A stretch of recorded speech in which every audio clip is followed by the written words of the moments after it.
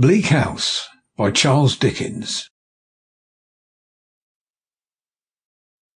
Preface.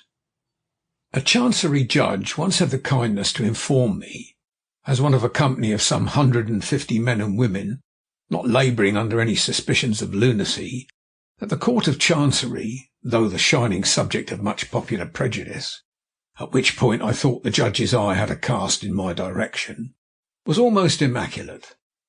There had been, he admitted, a trivial blemish or so in its rate of progress, but this was exaggerated, and had been entirely owing to the parsimony of the public, which guilty public, it appeared, had been until lately bent in the most determined manner on by no means enlarging the number of Chancery judges appointed, I believe, by Richard II, but any other king will do as well.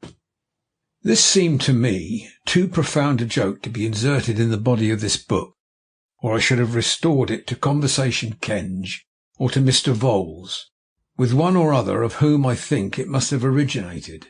In such mouths I might have coupled it with an apt quotation from one of Shakespeare's sonnets.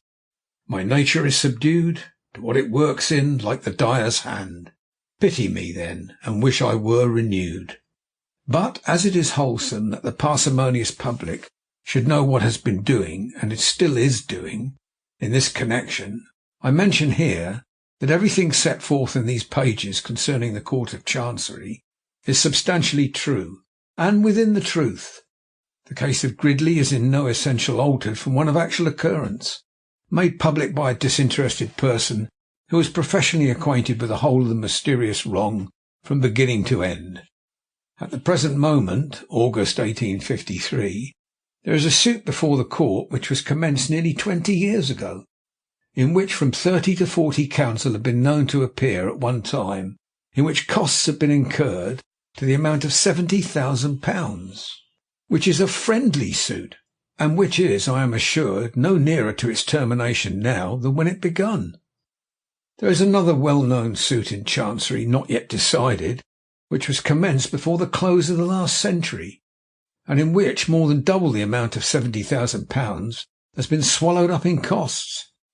If I wanted other authorities for Jarndyce and Jarndyce, I could rain them on these pages to the shame of a parsimonious public. There is only one other point on which I offer a word of remark. The possibility of what is called spontaneous combustion has been denied since the death of Mr. Crook, and my good friend Mr. Lewis, quite mistaken as he soon found in supposing the thing to have been abandoned by all authorities, published some ingenious... Sample complete. Ready to continue?